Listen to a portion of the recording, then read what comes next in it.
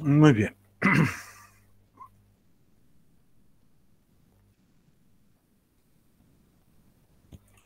Entonces, si están de acuerdo, vamos a dar inicio.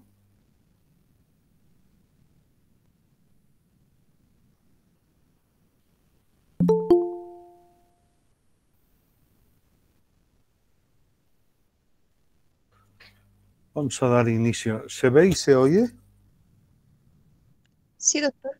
Ya. Entonces, vamos a dar inicio al tema de los lípidos plasmáticos. Recuerden que la grasa no puede diluirse en agua. Por lo tanto, la grasa como tal, el colesterol, triglicéridos, no pueden viajar libremente en la sangre, en el plasma. Es por eso que las grasas, tanto el colesterol, los triglicéridos, viajan en unos compuestos que se llaman las lipoproteínas.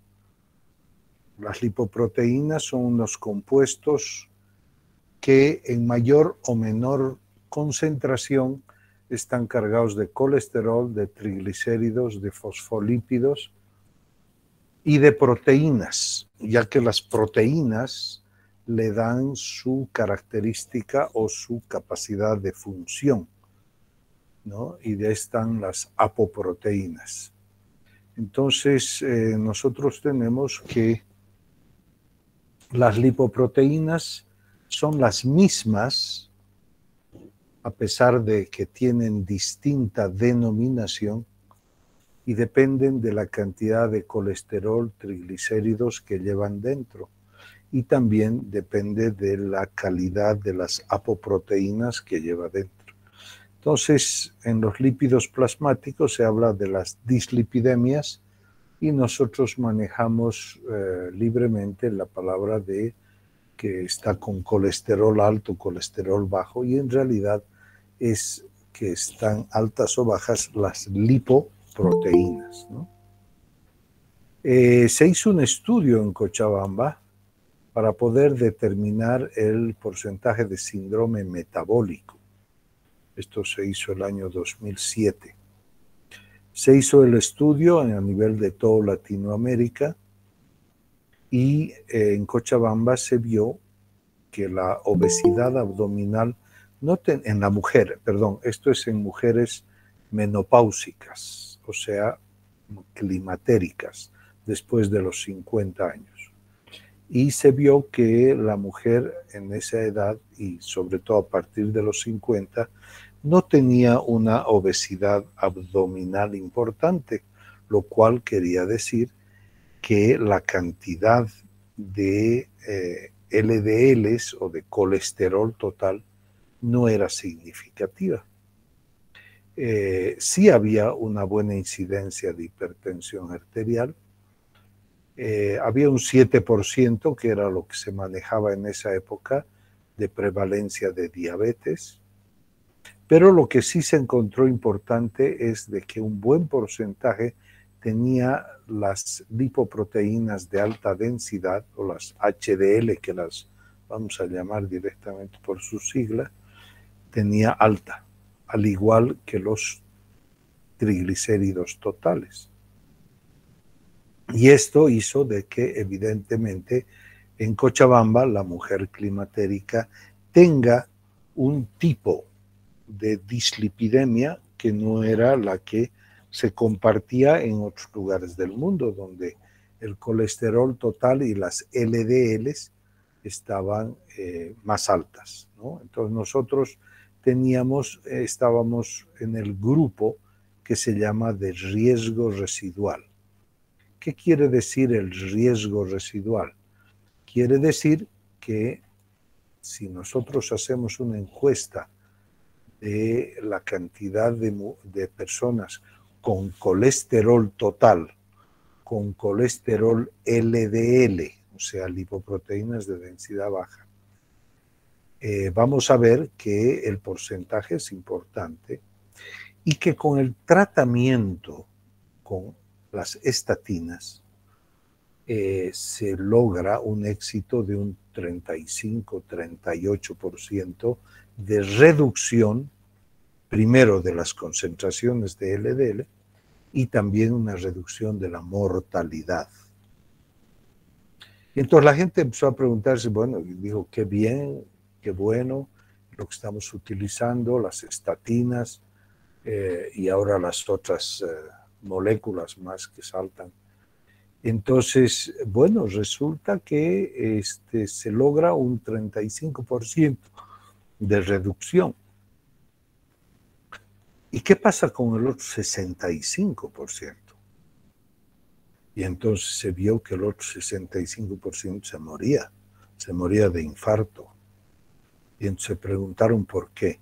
Y se vio que estas personas que no estaban incluidas con la reducción de las LDLs eran las personas que estaban con HDL bajo, ¿no? HDL bajo, y tenían triglicéridos altos. En cambio, el otro grupo tenía LDL alta y tenía colesterol total alto. Entonces son dos grupos muy marcados. Aquel grupo de personas con colesterol total y colesterol LDL alto, y este otro grupo que es HDL bajo y triglicéridos altos. Recuerden que las HDL son lipoproteínas que protegen y limpian las arterias del colesterol que se deposita. Entonces se vio que este riesgo residual, que era importante, mejoraba mucho con el tratamiento específico para subir HDLs y bajar triglicéridos. Y entonces hablábamos no de estatinas, sino de fibratos, ¿no? El gemfibrosilo, que se utilizó mucho, que ahora ya no se lo utiliza, pero en la actualidad hay el besafibrato, el fenofibrato, el ácido fenofíbrico, que todas estas sustancias mejoran la concentración de triglicéridos y, o sea, bajan los triglicéridos y suben las HDL. Entonces, un tratamiento mixto de lo que puede ser las estatinas más fibratos te daba pues una mejor reducción de la muerte, de la mortalidad que se podía manejar, ¿no? Bien, y esto tenía mucho que ver con la diabetes, porque el diabético tiene una hiperlipoproteinemia, o sea, un descontrol de las lipoproteínas, pero tipo 4, que ya vamos a ver cuáles son los tipos que se manejan, y que tiene que ver con la diabetes. Entonces se asoció y se vio que el riesgo residual era de personas que tenían una dislipidemia que era secundada por alteraciones de los carbohidratos, o sea, de la diabetes. Entonces, la cantidad de diabéticos que va a haber en el mundo el 2025 es altísima. Hoy algún residente en la clínica me dijo, doctor, ya estamos cercanos, o sea, ya estamos cercanos a los 300 millones de diabéticos, de acuerdo a trabajos y encuestas, y para el 2025 van a subir a 400.000. O sea, la cantidad de diabéticos por el mal régimen de vida que se lleva, la herencia que hay y demás, es terrible. Muy bien. Y también es importante recordar que la asociación de síndrome metabólico, como he mostrado, que hay un aumento de los triglicéridos con disminución de las HDLs, entonces aumenta la mortalidad en pacientes que tienen síndrome metabólico. Y esto es importante, ¿no? Las barras amarillas, enfermedad cardiovascular, y las rojas, enfermedad cardíaca coronaria. Entonces, ambas, aquellas personas que tienen síndrome metabólico con los 5 casos que tiene, o sea, las 5 variantes o los 5 componentes del síndrome metabólico, ¿no?, que están acá, ¿no? La obesidad abdominal, la hipertensión arterial, la hiperglucemia, HDL bajo, hipertriglicéridos altos, ¿no? En Bolivia, en Cochabamba, teníamos un 30%, pero vean en San Juan, en República Dominicana, donde la prevalencia de la raza negra es altísima, al igual que en la zona norte de la Argentina y en La Habana, en Cuba también, ¿no? Entonces, eso es importante que nosotros recordemos, que la asociación o la cardiopatía en el síndrome metabólico tiene que ver con lo que es el riesgo residual, ¿no?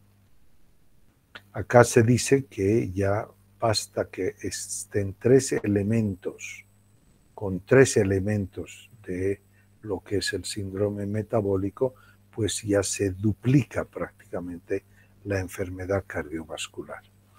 Bien, entrando en materia, entonces, el colesterol es una molécula que deriva de los esteroides, está presente en todas las células, formando parte de las membranas celulares en el sistema nervioso central y recubriendo las vainas de mielina. Es precursor de las hormonas esteroideas, ¿no?, y en la piel y por acción de los rayos solares se transforma también en vitamina D. En su forma esterificada se va a encontrar en el centro o el corazón de la lipoproteína. Entonces tenemos colesterol esterificado. Y el colesterol no esterificado lo vamos a encontrar en la capa más superficial junto a los fosfolípidos.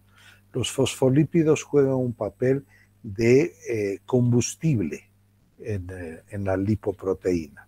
Los componentes de una lipoproteína son colesterol, triglicéridos, fosfolípidos y apoproteínas. Las apoproteínas son las que le dan la característica a la lipoproteína, su capacidad de unirse en el hígado, de unirse en el intestino, de unirse en las arterias, al endotelio vascular, etc. Y los fosfolípidos son los que aportan la energía. Y el colesterol y triglicéridos en concentraciones altas o bajas dan la característica de lo que son las distintas lipoproteínas, como veremos, que son los kilomicrones, las VLDLs, LDLs, HDLs, que es en la forma que van migrando y cambiando. Los triglicéridos, compuestos de 3 moléculas de ácido grasos y glicerol, es la mayor parte de la grasa ingerida por la comida. Entonces, lo que comemos en grasa fundamentalmente tiene triglicéridos, algo también de colesterol, pero los triglicéridos provienen fundamentalmente de los carbohidratos que nosotros ingerimos, que en la luz intestinal, una vez que ingresan, son hidrolizados, ácidos grasos y glicerol. Luego se absorben y luego pasan a la circulación. Y los ácidos grasos de cadena menor a 12 átomos de carbono circulan en la sangre unidos a la albúmina. O sea, son algo independientes de las lipoproteínas. Los ácidos grasos de cadena larga son esterificados rápidamente y convertidos en triglicéridos y se los transporta dentro de las lipoproteínas en el núcleo o core junto al colesterol. Entonces, una lipoproteína tiene colesterol esterificado y triglicéridos en el centro, y en la periferia tiene las apoproteínas, tiene los fosfolípidos y el colesterol no esterificado, ¿no? Entonces, es la composición de las lipoproteínas. Y la lipoproteína LDL es la misma que la HDL, excepto de que la LDL tiene mayor cantidad de colesterol no esterificado, esterificado. Y entonces las otras lipoproteínas, como los kilomicrones, por ejemplo, están cargados llenísimos de grasas de lo que son triglicéridos, ¿no? Y entonces tienen poco colesterol y por eso tienen una distinta densidad. Y entonces la clasificación está en base a la densidad. Los fosfolípidos, como les decía, se encuentran más superficialmente formando una monocapa lipídica, poseen una parte hidrófoba hacia adentro y una hidrófila hacia afuera. Están entremezclados entre estos y encontramos a las moléculas de colesterol no esterificado, o sea, en la capa externa. Las apoproteínas, su función es mantener la estructura de la lipoproteína y regulan el metabolismo y el transporte. En su mayoría son sintetizadas por el hígado y algunas otras por el intestino delgado. Fueron denominadas en un orden alfabético arbitrario que va de las ApoA, ApoB, ApoC, etc., hasta la ApoE. Entonces las apoproteínas, que se va conociendo cada vez más sus funciones, la A1, por ejemplo, activa a esta enzima, a la LCAT, a la lecitina-aciltransferasa, y tiene una función estructural en la formación de las HDLs, o sea, de las lipoproteínas de densidad alta. Entonces, las HDLs tienen ApoA1. ¿Y por qué esto es importante? Porque en la actualidad el laboratorio de bioquímica ya no está detectando a las lipoproteínas en molécula grande, sino va detectando a las apoproteínas. Si existe una gran cantidad de ApoA1, quiere decir que la persona se defiende bien de los niveles de colesterol y triglicéridos.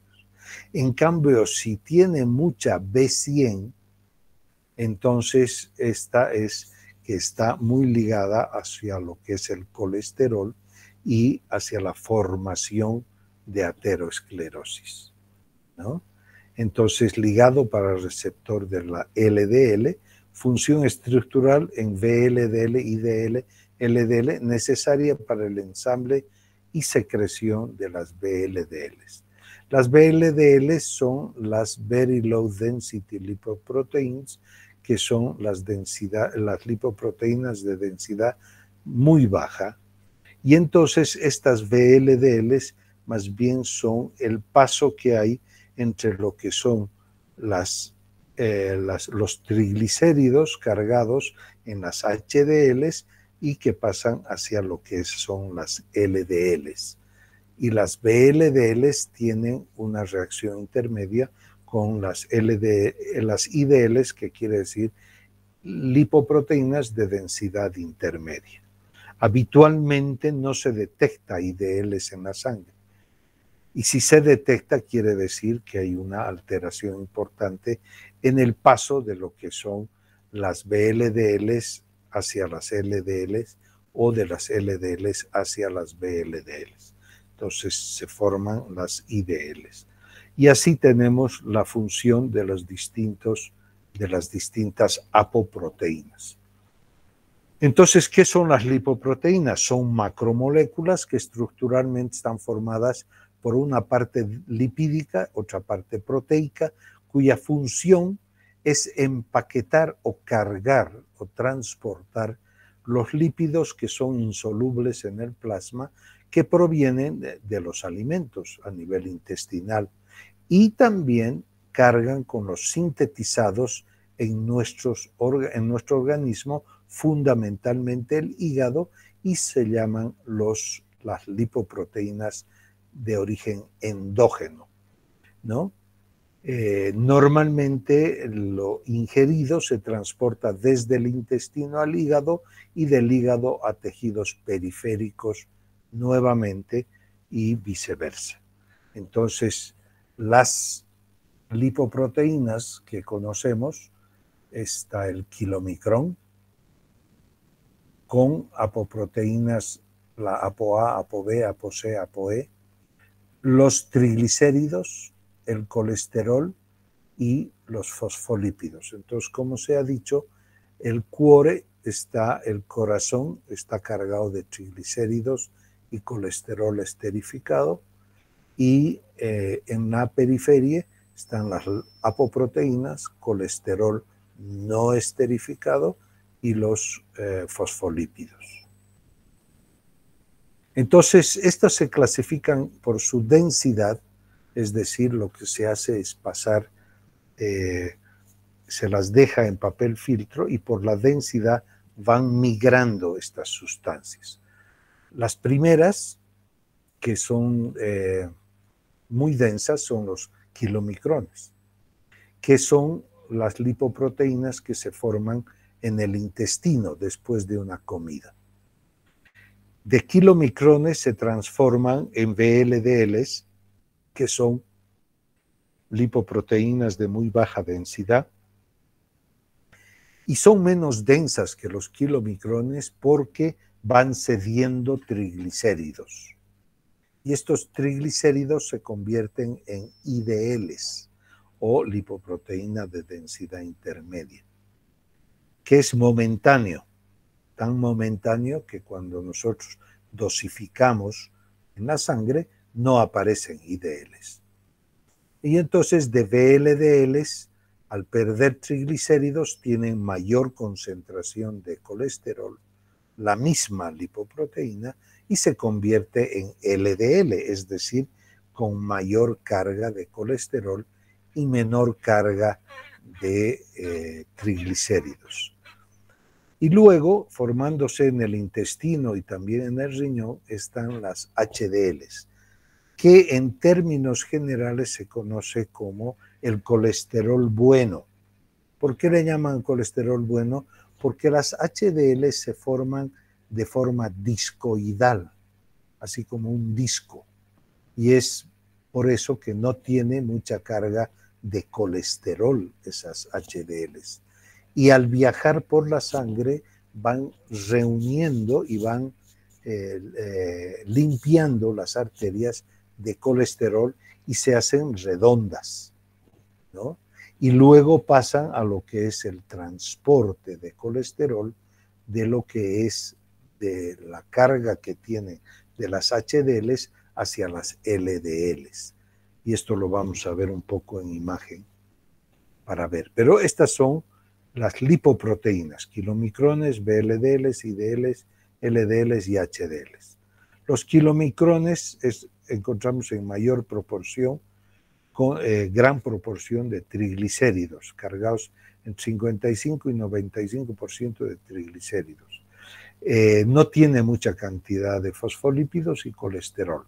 Su principal componente es la ApoB48 y transporta grasa proveniente del intestino al hígado. Las VLDLs están encargadas de transportar los triglicéridos del hígado a los tejidos periféricos y depositarlos. ¿Con qué fin? Porque los triglicéridos son fuente energética.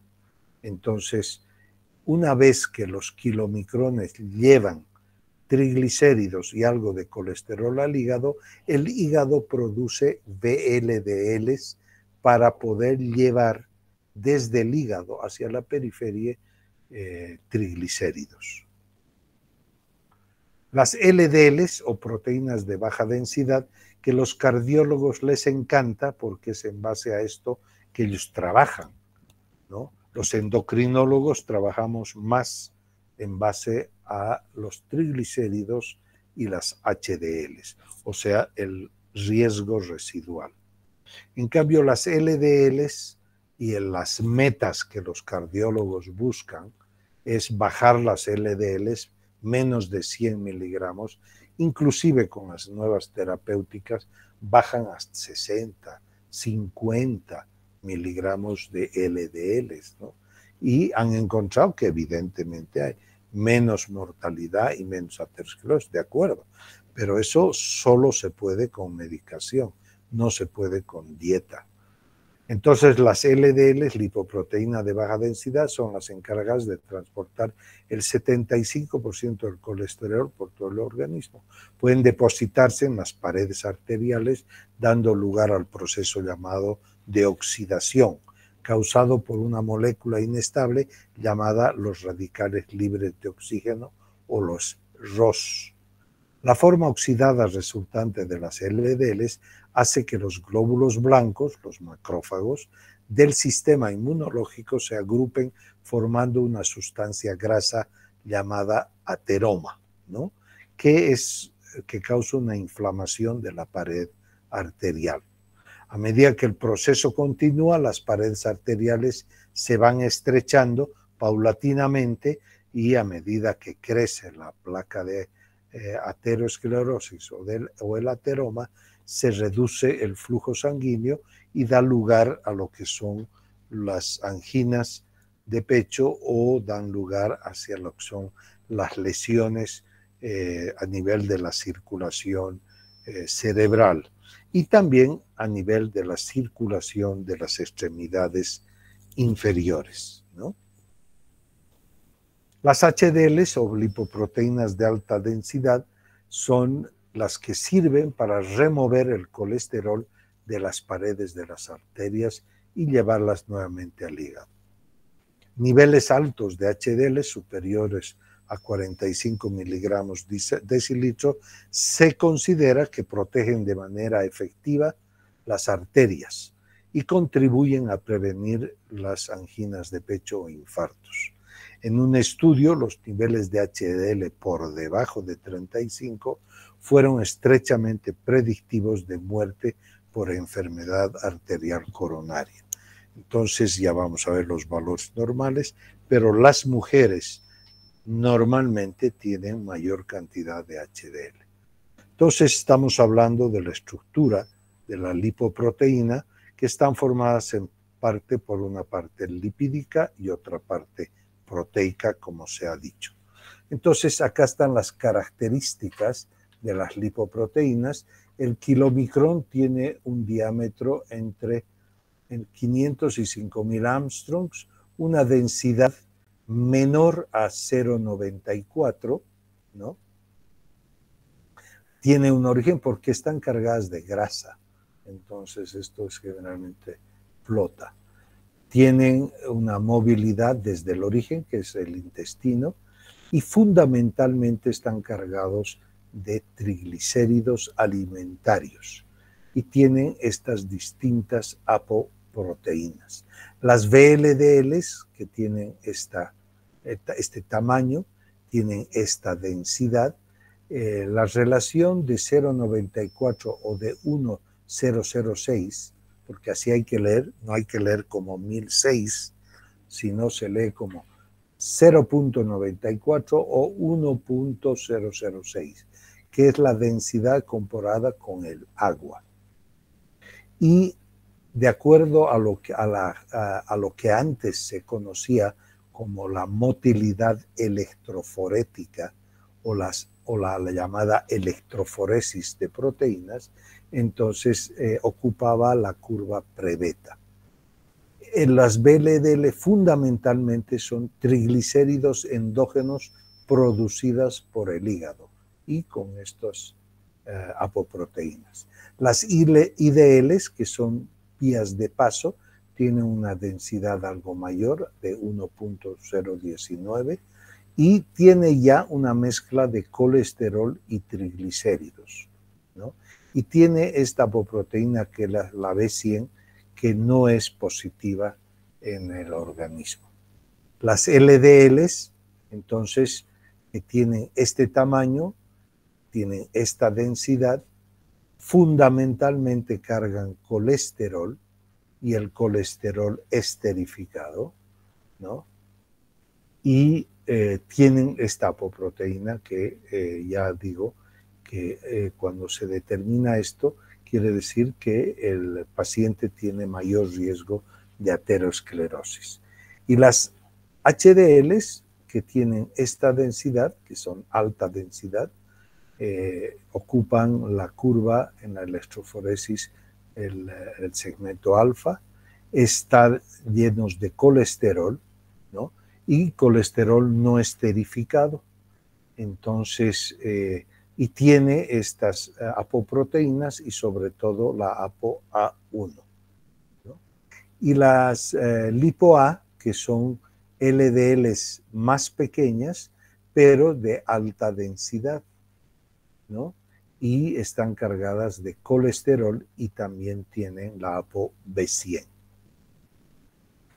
Rápidamente, para decirles cuál es la vía, entonces tenemos que en la alimentación entra colesterol, triglicéridos, se forman los kilomicrones y luego entran en una suerte de metabolismo entre lo que es los kilomicrones y las VLDLs que vienen del hígado y van intercambiándose gracias a la acción de la lipoproteína lipasa con un intercambio de ácidos grasos. Estos son ácidos grasos no esterificados y de triglicéridos, ¿no? Entonces, gracias a este intercambio, quedan algunos kilomicrones remanentes que son llevados al hígado. Y VLDLs también que son triglicéridos que provienen del hígado y son llevados también nuevamente al hígado. Este VLDL remanente, ¿no?, se convierte en IDL, o sea, se carga de mayor cantidad de colesterol, va al hígado y del hígado sale como LDL y va a tejidos extrahepáticos. Esta es la vía reversa del metabolismo lipídico, donde del intestino, ¿no?, salen las HDLs nacientes, que son discoides, se convierten en HDL3, que quiere decir que va engordando y se van haciendo redondas, y cuando están como ya con una buena carga de colesterol, existe esta proteína que es transportadora de ésteres de colesterol, ¿no?, y pasa hacia lo que son las distintas sustancias para ser llevadas posteriormente al hígado, ¿no? Y es gracias a esta proteína que hay el intercambio de triglicéridos y de colesterol que se van intercambiando. Luego de este intercambio tenemos la HDL madura que vuelve al hígado. Y del hígado el colesterol pasa hacia las bilis, a la bilis y pasa a la bilis al intestino. Esa es la vía enterohepática del colesterol. Entonces, ¿qué son las dislipidemias? Son alteraciones del transporte de lípidos ocasionados por un aumento de la síntesis o un retardo en la degradación de las lipoproteínas plasmáticas, que son las transportadoras de colesterol y triglicéridos y que actualmente es la principal causa de muerte en el mundo, ¿no? Las lipoproteínas tienen un uso energético, hormonal,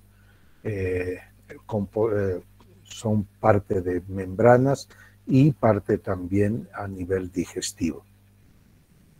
Entonces tenemos acá la clasificación de las hiperlipoproteinemias.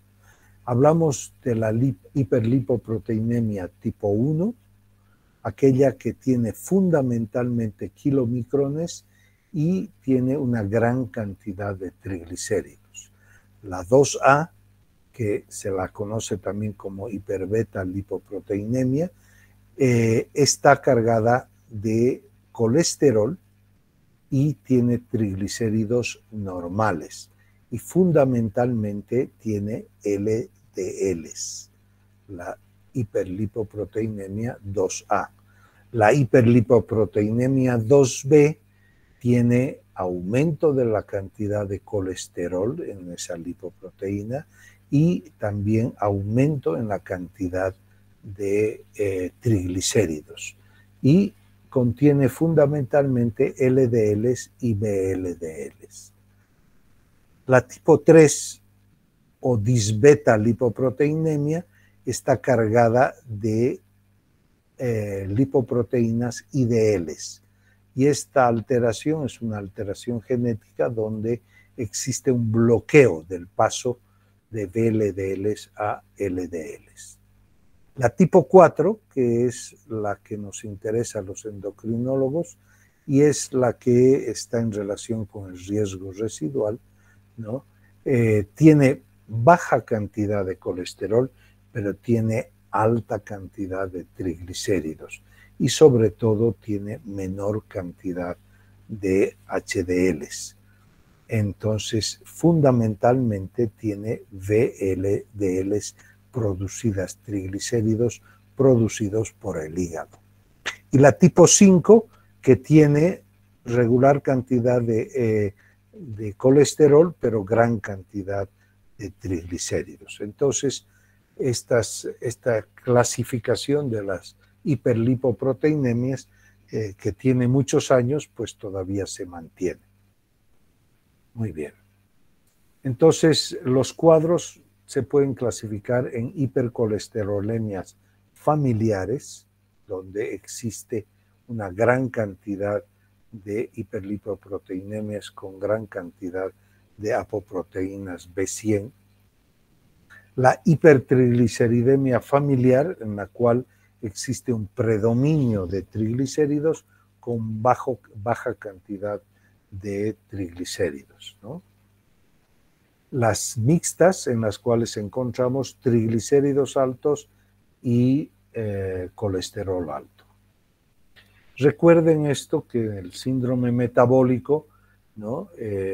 Tenemos ciertos factores que son aterogénicos, parten de la obesidad visceral gracias a la resistencia a la insulina y a la movilización de los ácidos grasos a nivel intestinal, y que constituyen lo que es el síndrome metabólico con una hiperglucemia, con una dislipidemia, con HDL bajo y las LDL densas y pequeñas aumentadas y los triglicéridos también altos.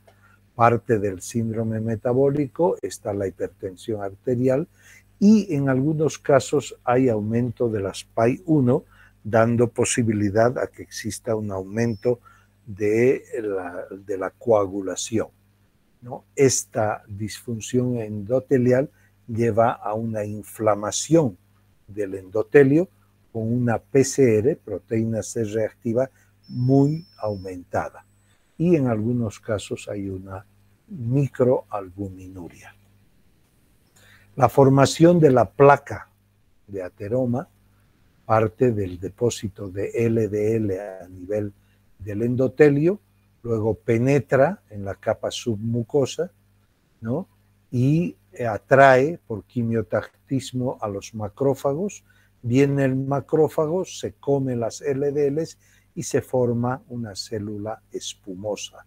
¿Por qué es espumosa? Porque está llena de grasa, ¿no? Esto causa una disrupción a nivel endotelial y las fibras musculares lisas también empiezan a proliferar, engloban a la célula espumosa y entonces se va depositando todo y va creciendo la placa a nivel del endotelio.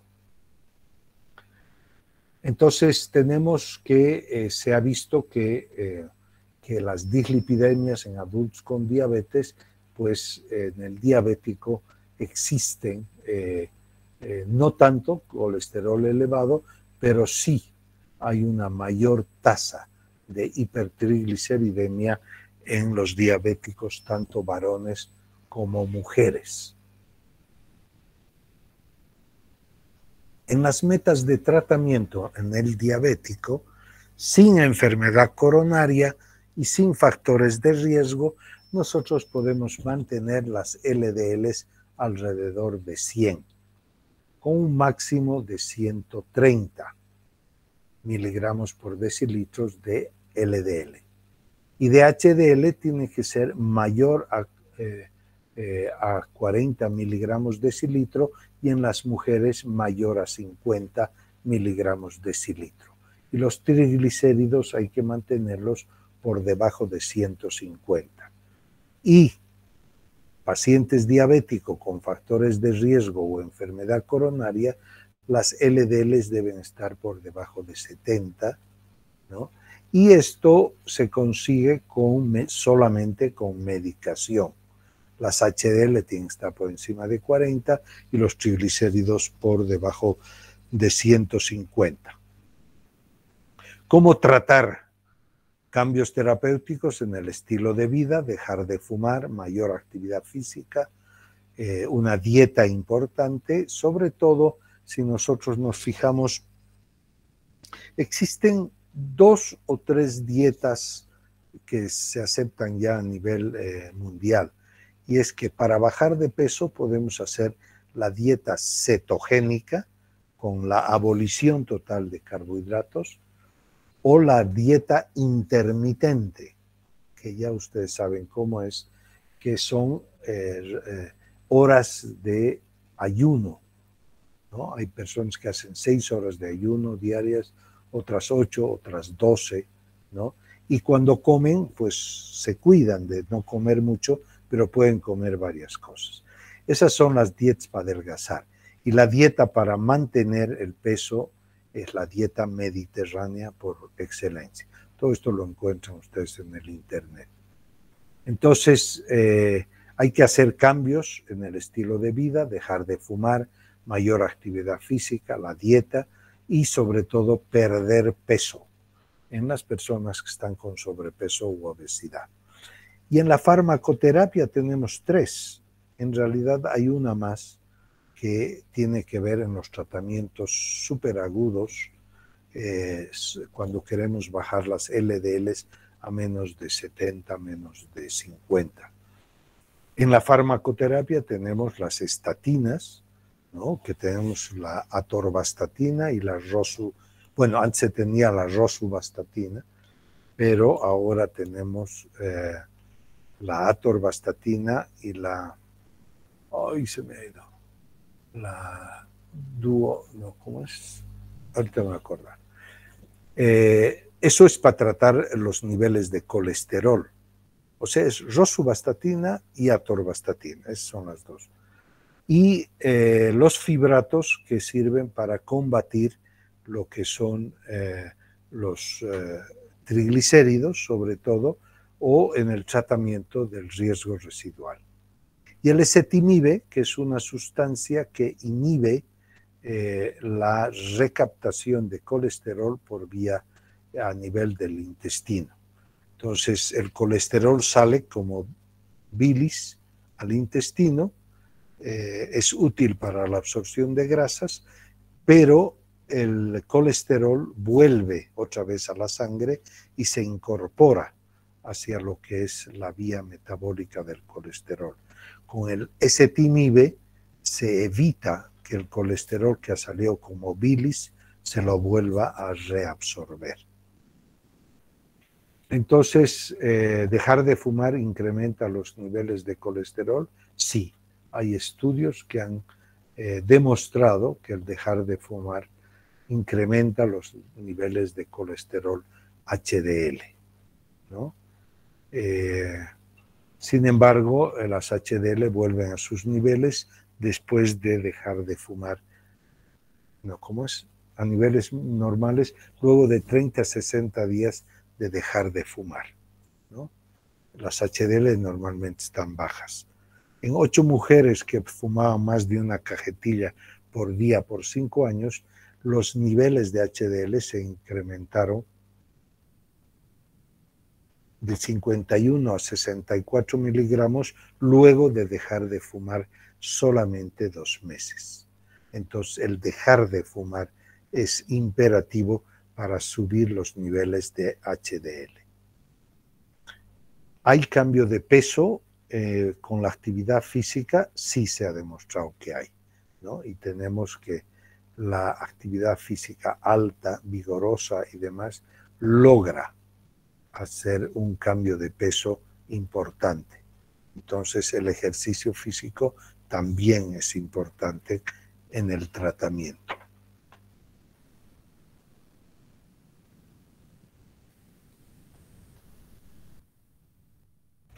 La respuesta metabólica a una pérdida de 5 kilos de peso corporal. Entonces vemos cómo el solo perder 5 kilos de peso, pues hay una disminución franca de lo que son los niveles de colesterol, de la presión arterial y de los niveles de azúcar. ¿Cuándo utilizamos la farmacoterapia? Porque lo que se recomienda es primero iniciar con cambio de hábito de vida durante por lo menos un mes y ver el resultado. Si aquello tiene una buena respuesta, se sigue así. Pero si no tiene buena respuesta, hay que empezar a pensar en la farmacoterapia. Y sobre todo, qué niveles hay que lograr en cuanto a LDLs y triglicéridos, ¿no? En diabéticos sin factores de riesgo o enfermedad cardíaca coronaria, los niveles de LDL son altos, por encima de 130, y los triglicéridos por encima de 400, ¿no? El diabético con factores de riesgo o enfermedad cardíaca coronaria, ya por encima de valores de LDL por encima de 100, entonces tiene un riesgo coronario evidente. Y en los no diabéticos, ya niveles de LDL por encima de 140 empiezan a dañar lo que es los vasos sanguíneos, o triglicéridos por encima de 250, que son personas no diabéticas y sin factores de riesgo. ¿Qué agente se puede utilizar? Entre estatina, fibrato y ezetimibe. Y se ha visto que en el tratamiento del riesgo residual cardiovascular en pacientes pacientes con diabetes tratados con estatina, había una reducción de un 22% cuando se utilizaba estatina, pero el riesgo residual era el resto. Por lo tanto, se empezó a pensar que debíamos tanto atender a las LDLs, o sea, la reducción de colesterol, como a la reducción de triglicéridos y aumento de las HDLs, ¿no? El ezetimibe es una excelente droga y se vio que la respuesta en disminuir a la LDL, colesterol, es importante, casi un 25%. Incrementa levemente las HDLs y baja también los triglicéridos. Entonces, si nosotros tenemos que no queremos usar fibratos con estatinas, podemos utilizar atorvastatina con ezetimibe, ¿no? Y vamos a tener una mediana respuesta de los triglicéridos. La eficacia del ezetimibe se compara con la atorvastatina y se dice que 10 miligramos de atorvastatina más 10 miligramos de ezetimibe es como si la persona tomara 80 miligramos de atorvastatina. De ahí la gran eficacia del ezetimibe, ¿no? Y acá se ve la respuesta, la media de la disminución del cambio en porcentaje de los niveles de LDL. Y se ve que está en relación a la dosis, ¿no? De ezetimibe. Aquí es el ezetimibe más atorvastatina, 10-10, bajaba los niveles de LDL. En cambio, la atorvastatina en 10 miligramos bajaba esto, en 20 bajaba esto, en 40 bajaba esto y en 80 bajaba, recién a la altura de la unión de ezetimibe con 10 de atorvastatina. ¿Cuál es la dosis de las estatinas? ¿No? ¿A qué dosis logramos el efecto de reducir el LDL colesterol? ¿A qué dosis bajamos el riesgo cardiovascular? Y se ve que en las dosis de 10 miligramos de atorvastatina podían bajar un 39%, ¿no?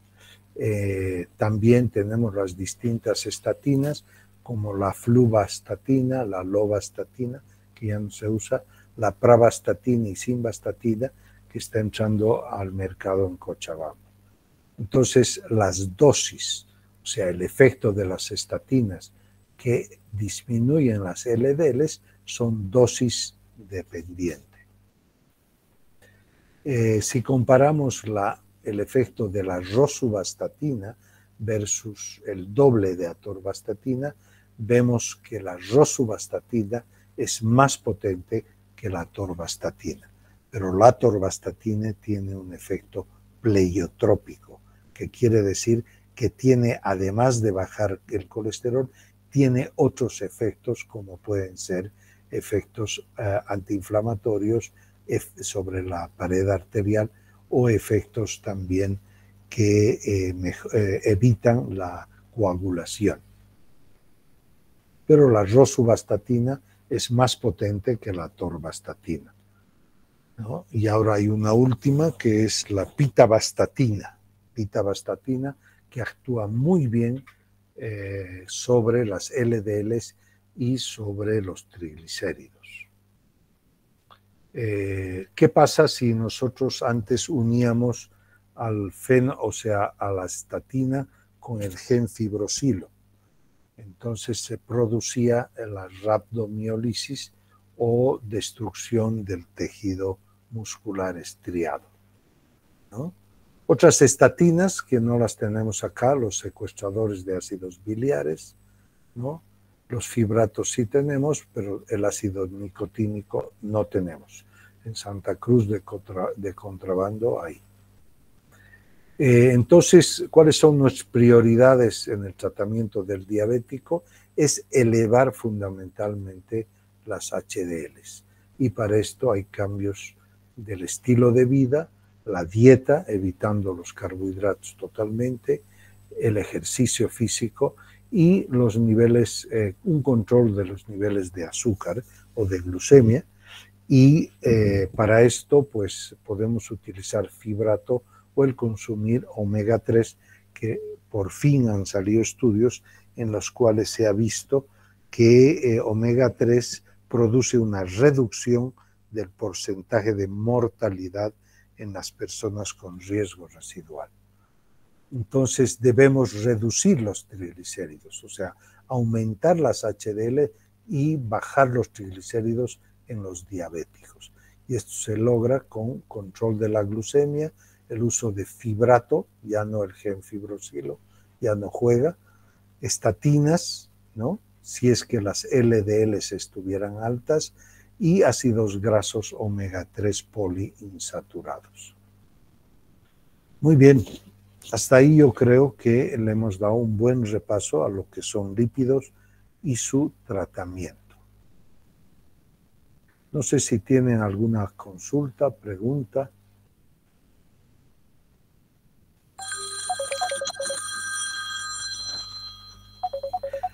Perdón un ratito mientras piensan. Willy, acabo de terminar mi clase y no sé cómo están ustedes. Ya, perfecto. Entonces,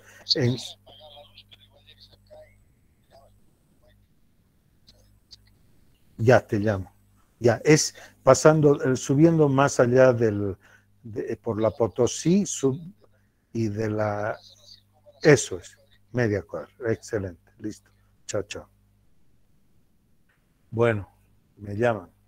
El deber me llama. No sé, bueno, después podemos comentar alguna otra cosa, pero lamentablemente no me puedo quedar. Bueno, nada más entonces. Doctor, una preguntita Dígame. rápida. ¿Es más recomendable realizar el corte de carbohidratos del azúcar en estos pacientes de forma progresiva o de forma inmediata y definitiva? ¿Cuál es mejor? No solamente el azúcar, ¿no ve? Nosotros creemos que el azúcar es una sustancia, o sea, me refiero al líquido, al grano blanco, ¿no? Que hay. Ahora, lo que sí debemos bajar, no cortar, son los carbohidratos. Y lo que sí se debe cortar radicalmente es el azúcar blanca, porque además es refinada y hace daño. En todo caso, se puede utilizar el azúcar morena a una concentración de una cucharilla por líquido de 250 cc. Es decir, un vaso de refresco que quieras endulzar, máximo le puedes poner una cucharilla de azúcar morena. Si preparas 1 litro que tiene 4 vasos, le pondrás 4 cucharillas. Ahora, ¿cómo va el uso de los edulcorantes? Hay solo 2 que se utilizan. ¿Cuáles son? La sucralosa y stevia. Son los 2 permitidos. Muy bien, pero lo que sí se debe cortar es el azúcar y los carbohidratos hay que reducirlos porque no se los puede cortar totalmente, ¿no? De ahí es que se puede comer algo de arroz, algo de papa, las mismas, la dieta mediterránea tiene algo de carbohidratos. Muy bien, ¿alguna otra cosa más? Gracias, doctor. Ya, nada más, listo. Hasta luego, entonces. Y con esto hemos terminado endocrino y ya ustedes continuarán con hematología, que sé que ya han empezado. Listo, hasta luego. Hasta luego, doctor. Gracias, doctor. Hasta luego.